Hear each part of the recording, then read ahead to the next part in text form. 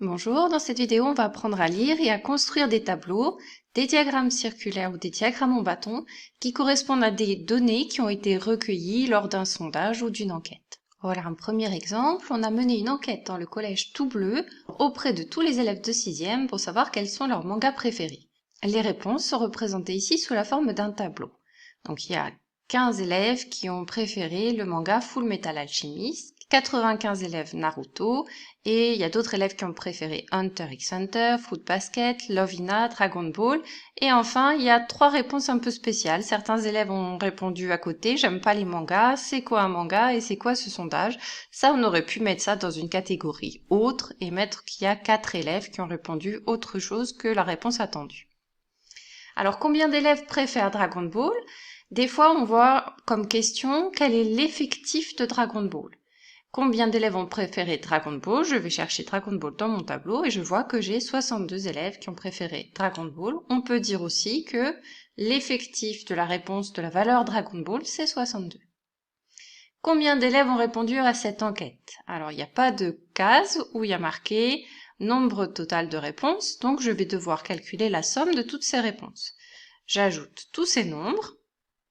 Ces 3 réponses-là, enfin ces 4 réponses, je les ai ajoutées toutes ensemble et je trouve que ça fait 221. J'ai donc en tout 221 élèves de 6e qui ont répondu à mon sondage. Voilà un deuxième exercice. Maintenant, appuie sur pause et essaye de répondre toi-même aux questions avant de regarder la correction. On a un tableau qui nous donne la répartition des élèves demi-pensionnaires et externes dans le collège de Tom. Donc ici, j'ai les classes et là, j'ai la qualité de l'élève. Est-ce qu'il est demi-pensionnaire ou externe? Est-ce qu'il mange à la cantine ou pas? Si je veux connaître le nombre d'élèves de 4e qui sont demi-pensionnaires, il faut que j'aille regarder au croisement de ma ligne demi-pensionnaire et de ma colonne 4e. Je trouve ici, dans cette case, la réponse, l'effectif d'élèves de 4e qui sont demi-pensionnaires, c'est 72. Il y a 72 élèves demi-pensionnaires en 4e. Combien d'élèves sont externes? Là, on ne me précise pas si ce sont des élèves de 6e, 5e, 4e ou 3e, c'est-à-dire qu'on veut connaître le nombre d'élèves de tout le collège qui sont externes. Donc je vais dans la ligne externe et je vais dans la colonne totale. Je trouve qu'il y a 329 élèves qui sont externes dans ce collège. Et enfin, combien y a-t-il d'élèves dans ce collège? À nouveau, la réponse n'est pas écrite dans le tableau, mais je peux la calculer. C'est le nombre d'élèves qui sont soit demi-pensionnaires, soit externes. Je fais donc la somme de 278 et de 329, ce qui donne 607 élèves dans ce collège. Un troisième exemple, un tout petit peu plus compliqué, puisque cette fois-ci, on ne nous donne pas toutes les informations.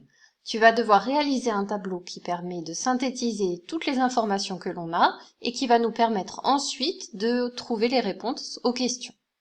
Je te laisse appuyer sur pause, chercher cet exercice, on corrige ensuite ensemble. On passe à la correction. Voilà l'énoncé. La grand-mère de Julia a une réserve de 144 friandises, soit au chocolat, soit à l'orange.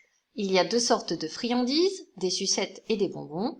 Il y a 38 sucettes et parmi les 90 friandises au chocolat, 57 sont des bonbons. Réunis toutes ces informations dans un tableau à double entrée, complète-le et indique combien il y a de bonbons. Dans notre tableau, il va falloir faire apparaître les friandises. Est-ce que ce sont des sucettes ou est-ce que ce sont des bonbons? Par exemple, on peut mettre ça en colonne et en ligne, on va indiquer si ce sont des friandises au chocolat ou à l'orange. Donc voilà la forme de notre tableau. Dans la première ligne, le parfum et dans la première colonne, le type de friandise. Maintenant que mon tableau est construit, je vais pouvoir commencer à le remplir.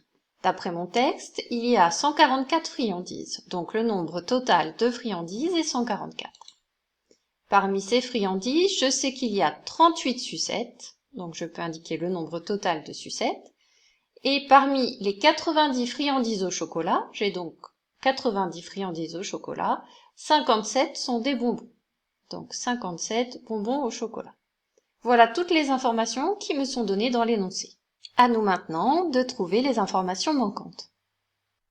On peut commencer par exemple par calculer le nombre total de bonbons. Je sais qu'en tout, j'ai 144 friandises et 38 sucettes. Le nombre de bonbons, c'est donc le nombre qu'il me reste pour obtenir 144 à partir de 38. C'est donc 144 moins 38. 144 moins 38, ça fait 106. J'ai donc 106 bonbons. Est-ce que je peux trouver le nombre de sucettes au chocolat? Eh bien, c'est le nombre de friandises au chocolat moins le nombre de bonbons au chocolat. C'est donc 90 moins 57, ça fait 33. J'ai donc ici 33 sucettes au chocolat. Je peux maintenant travailler par ligne. Il me manque ici le nombre de sucettes à l'orange. Je sais que j'ai 33 sucettes au chocolat et que le nombre total de sucettes, c'est 38. Donc le nombre de sucettes à l'orange, c'est 38 moins 33, ce qui fait 5 sucettes à l'orange. Le nombre de bonbons, au total j'en ai 106, dont 57 au chocolat. J'ai donc 106 moins 57 bonbons à l'orange, ce qui fait 49. Et enfin pour cette dernière case, j'ai deux possibilités. Soit je fais la somme de 5 et de 49 pour avoir mon total de friandises à l'orange, soit je dis que c'est le nombre total de friandises moins le nombre de friandises au chocolat, et dans les deux cas, je trouve 54. Donc il y a 54 friandises à l'orange. On vient de lire et de représenter des données sous forme de tableau. On va passer à d'autres types de graphiques. On commence par le graphique cartésien. Voilà un exemple. Appuie sur pause et regarde si tu peux répondre aux deux questions qui correspondent à ce graphique. On corrige, on nous donne un graphique qui représente la taille de Pierre, ici, en fonction de son âge. Je vais lire sur ce graphique quelle était la taille de Pierre à 1 an. Donc je cherche sur l'axe qui représente les années où se trouve l'année 1 an, ça se trouve ici. Et je vais chercher le point de mon graphique qui correspond à 1 an. Le voilà ici. Je vais lire maintenant sur l'axe des tailles. Quelle taille avait Pierre lorsqu'il avait 1 an? Donc je lis ici que Pierre mesurait 70 cm à 1 an. À quel âge Pierre mesurait-il 110 cm? Je dois commencer par regarder sur l'autre axe, celui qui représente les tailles en premier. Donc 110 cm, ça se trouve ici. Je vais chercher le point du graphique qui correspond à ce nombre, 110 cm, le voilà. Et je vais lire ici à combien d'années ça correspond. Je trouve que ça fait 5 années. Donc Pierre, il avait 5 ans lorsqu'il mesurait 110 cm. Voilà un graphique cartésien. On passe maintenant à un graphique en diagramme circulaire. Appuie sur pause et je te laisse chercher cet exercice.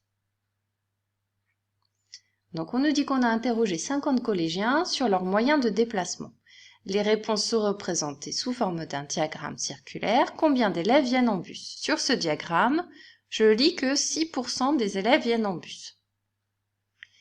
On a interrogé en tout 50 collégiens. On me demande donc de calculer 6% de 50. Je me rappelle mon cours sur les pourcentages. J'ai plusieurs façons de faire ce calcul. Soit je peux faire 6 fois 50 puis diviser par 100. Soit je peux faire 6 divisé par 100 puis multiplié par 50. Soit je peux faire 50 divisé par 100 puis multiplié par 6. Alors je choisis une de ces possibilités. 6 fois 50. 6 fois 5 ça fait 30, donc ça fait donc 300. 300 divisé par 100, ça fait 3. Il y a 3 élèves qui viennent en bus. Et enfin, on va lire un diagramme en barre. Appuie sur pause. On corrige ensemble. Vrai ou faux? Le nombre de tablettes vendues par la marque B est 3 fois plus important que le nombre de tablettes vendues par la marque A.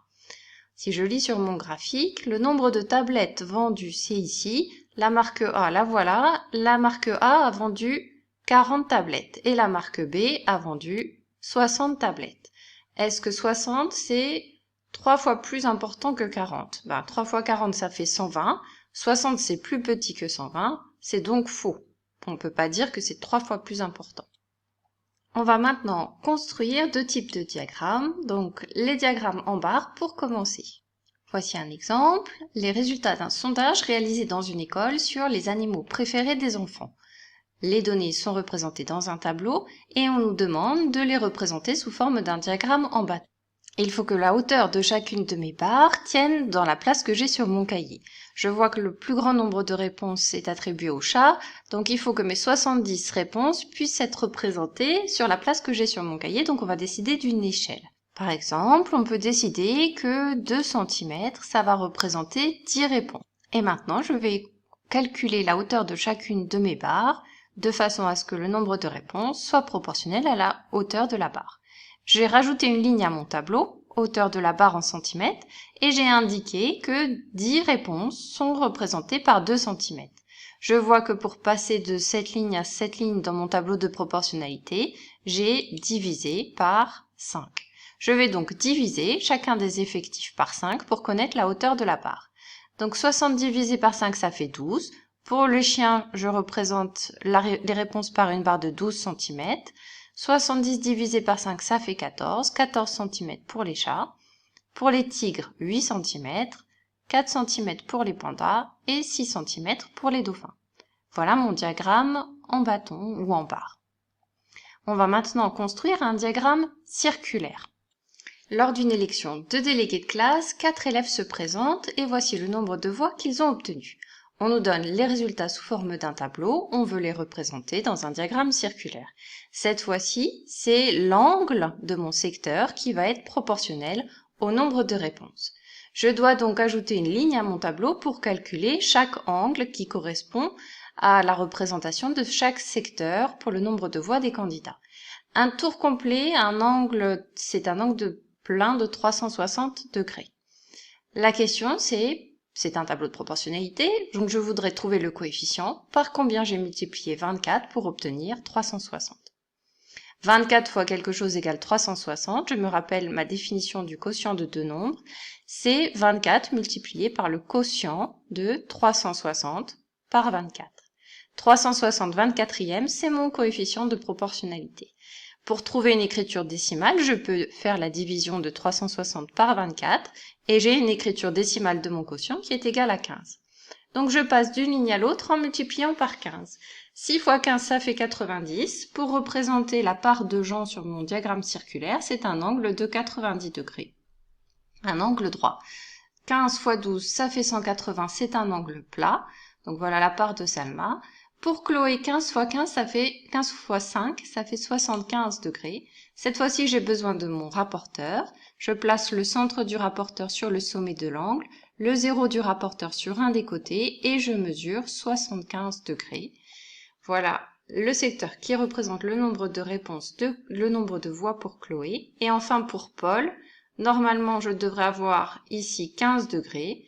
Et donc tu peux vérifier avec ton rapporteur que ça va correspondre. J'ajoute un titre, élection des délégués de classe, et j'ajoute une légende.